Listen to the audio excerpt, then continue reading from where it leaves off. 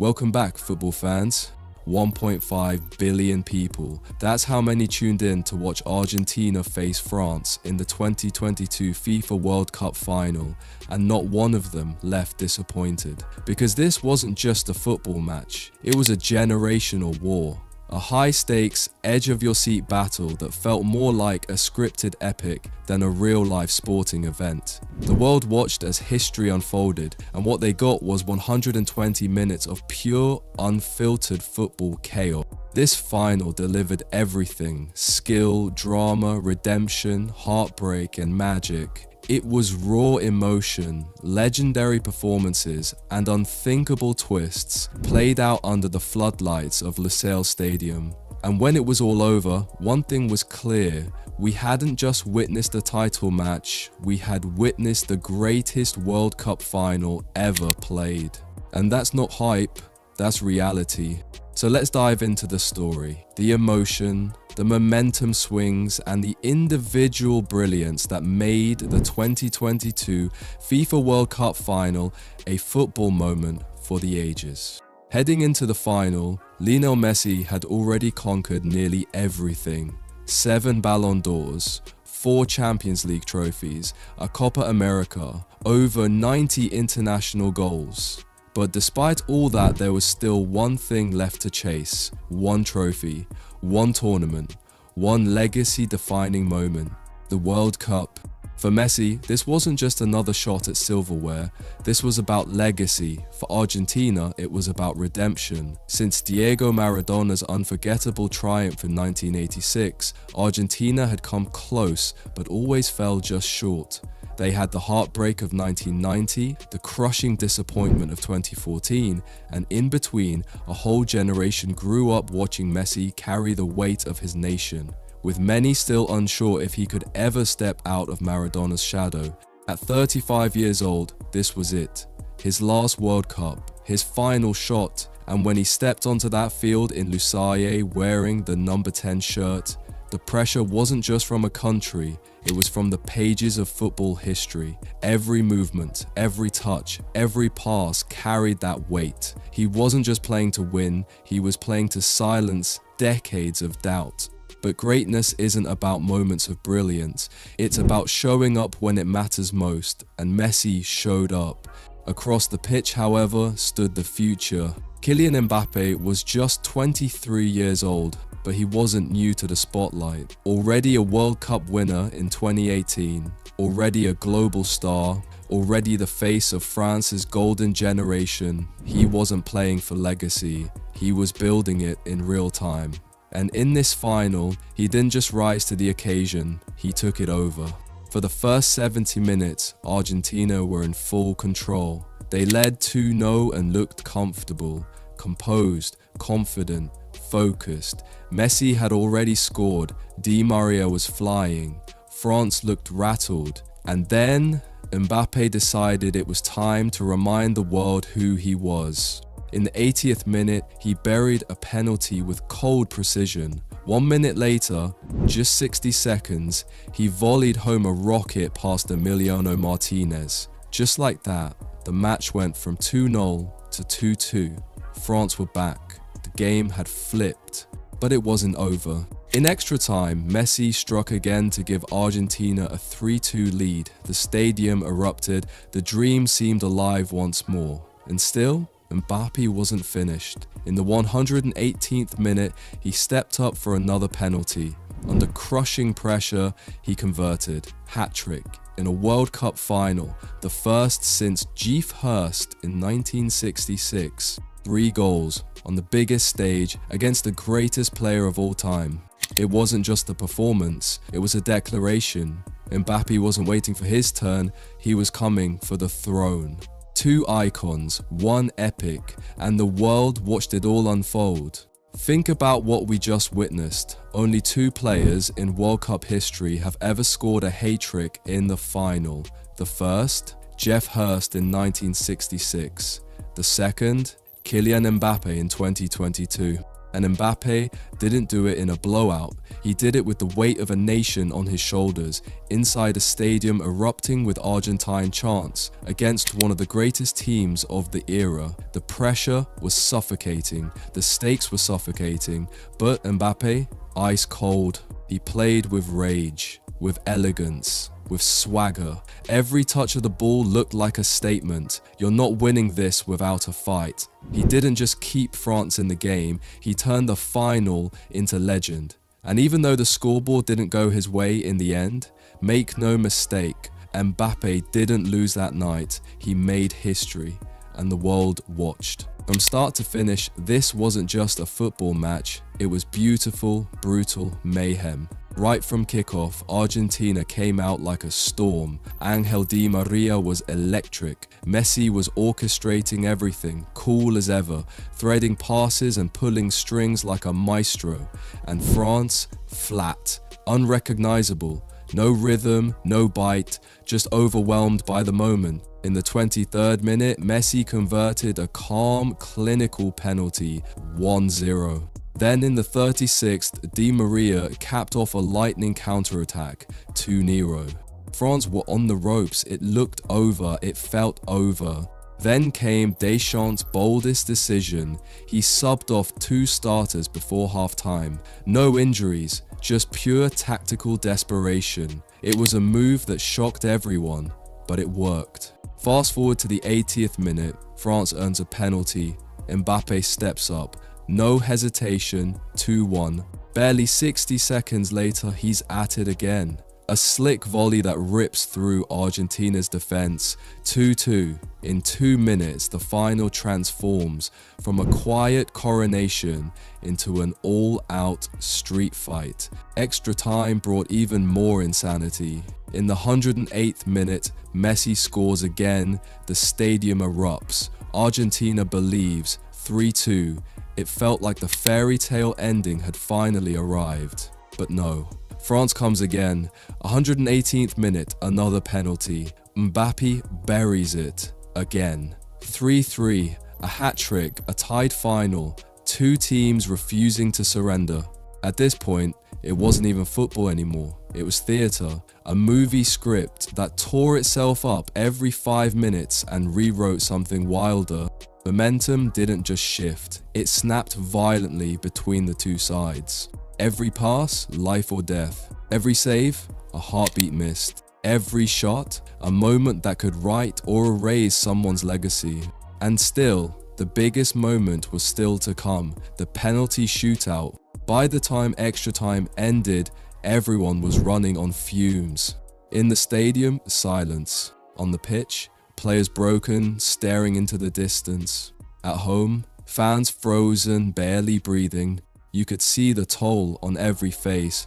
Messi, walking with lead in his legs. Mbappé, spent but still pushing. Di Maria, in tears after being subbed off. Players cramping, collapsing, crying. Coaches barking instructions that no one had the energy to process. Fans clung to each other, some praying, others shaking. In the stands of Lusail Stadium, the energy was electric and unbearable. A collision of joy and agony in real time. Argentine supporters screamed and sobbed. French fans clenched fists and held their breath. Across the world, millions sat on the edge of something unforgettable. What came next would decide history. Because here's the truth, when a match stretches this far, when it stops being just about tactics, formations, or who has the better left back, it evolves into something deeper. It becomes a battle of will, a psychological and emotional war.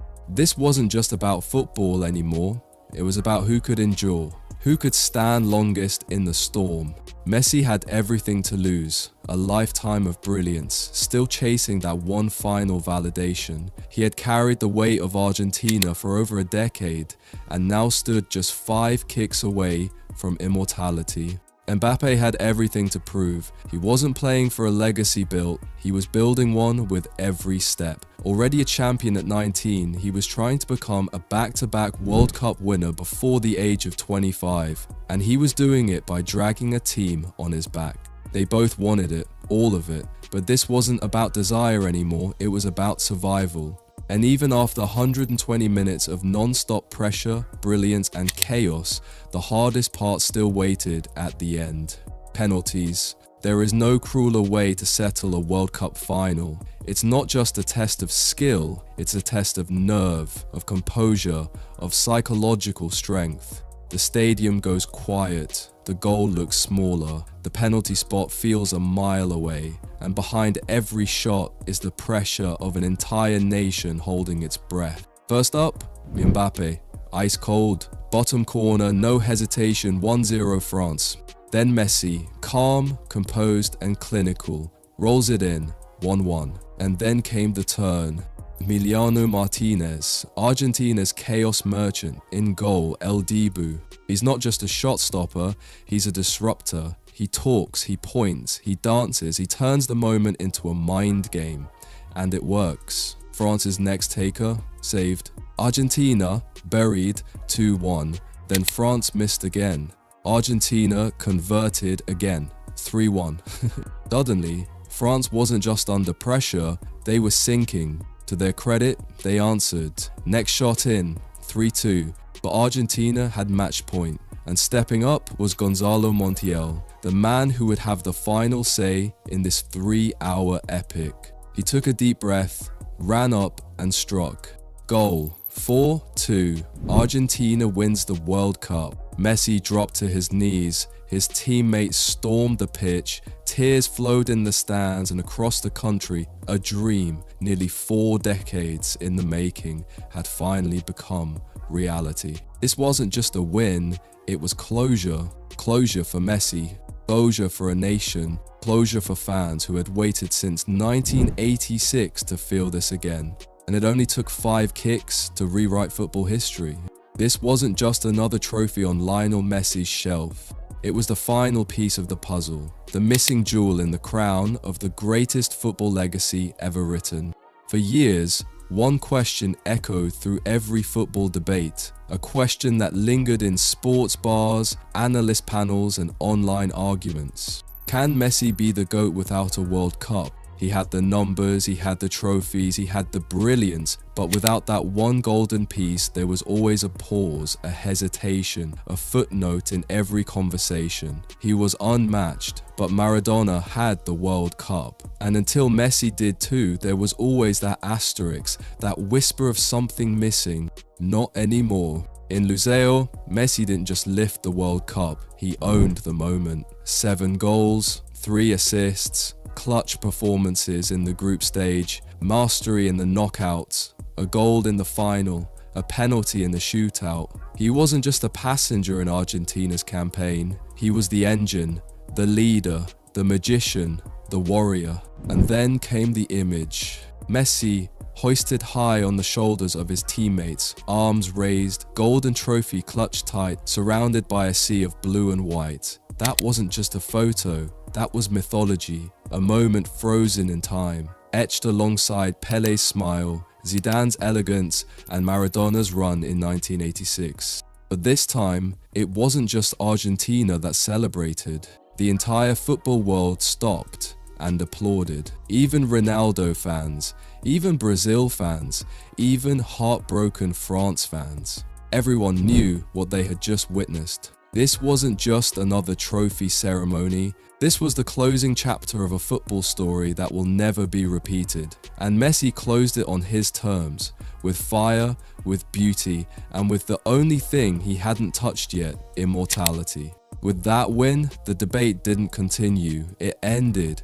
Messi wasn't chasing greatness anymore, he became it. While one legend wrote his final sentence, another was busy crafting his opening paragraph. Kylian Mbappé didn't walk away with a trophy, but he walked away with something almost as rare, undisputed recognition as the future of football. 3 goals in a World Cup final, against destiny, against history, against Lionel Messi. He didn't flinch, he owned the stage. No player since Pele has done what Mbappé has by age 24. 2 World Cup finals, 1 title already, a golden boot, and a 2022 performance that would have defined the career of any other player alive. But for Mbappé, It felt like the opening act. Even in defeat, his legend grew. He didn't disappear, he didn't shrink under pressure, he dragged France back twice, and when the final whistle blew, he didn't collapse. He stood tall, focused, calm, already thinking about the next shot, the next final, the next legacy, because while one king bowed out, another just entered the arena. That's what sets him apart. Kylian Mbappé isn't just speed and showmanship, he's surgical. A cold-blooded competitor, the kind of player who doesn't crumble under pressure but feeds off it.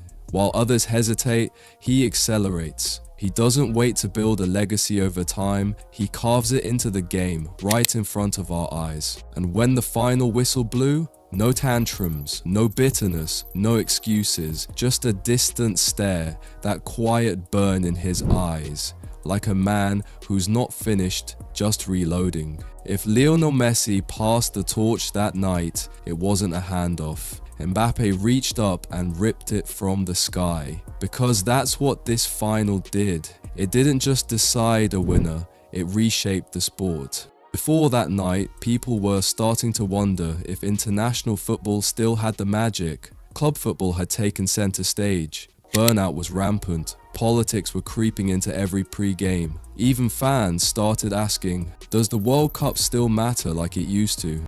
Then Lusail happened. One night, one game, and the world remembered what football really is. The 2022 World Cup final wasn't perfect in tactics or execution, it was perfect in emotion, in chaos, in the kind of glorious messiness that makes football real. It had tension, it had drama, it had moments that made you jump, scream, cry. It was 120 minutes of everything we love about the sport, all at once. Legends clashed on the biggest stage. Comebacks felt like fiction, goals silenced stadiums, misses tore hearts in half. Tears, roars, embraces, collapse, it all unfolded in real time. From Buenos Aires to Paris, Lagos to Jakarta, people felt it in their bones. It wasn't just a match, it was a moment. And what followed? Unstoppable. Memes flooded every corner of the internet, watch parties turned into all-night celebrations, social media didn't just react, it erupted. Even fans who couldn't name 5 players walked away saying the same thing. That was one of the greatest games I've ever seen. It wasn't about stats, it wasn't about perfect football, it was about heart, and it hit every soul watching. This final reminded the world why football doesn't need explosions, scripts, or spectacle. It is the spectacle. It is the emotion. And in a world where attention spans are shrinking by the second, where distraction is the default, football still has the power to stop time. No scriptwriter could have captured it. No film could have matched it. Because it wasn't fiction. It was real. And we were lucky enough to witness it. Football isn't just a game. It's a mirror. One that reflects everything human, ambition, heartbreak, courage and joy. And on December 18, 2022, that mirror gave us a reflection that no one will ever forget. This wasn't just a match, it was a story, a spectacle, a storm of emotion wrapped in 120 minutes and sealed with a shoot. So, was FIFA 2022 truly the greatest World Cup final ever? Let's actually consider what we witnessed. You had the greatest player of all time chasing his final shot at destiny. On the other side, a young superstar who refused to back down. 6 goals between 2 titans. A hat-trick in a final, something that had only been done once before and never in a game like this. The match didn't just swing back and forth, it snapped like a whip. 90 minutes of control gave way to 30 minutes of chaos, then 10 more of pure, unscripted madness. And when the game couldn't possibly give us more, it handed us a penalty shootout with everything on the line. This wasn't a final you watched, it was one you felt in your chest. Now try to find another final that delivered all that.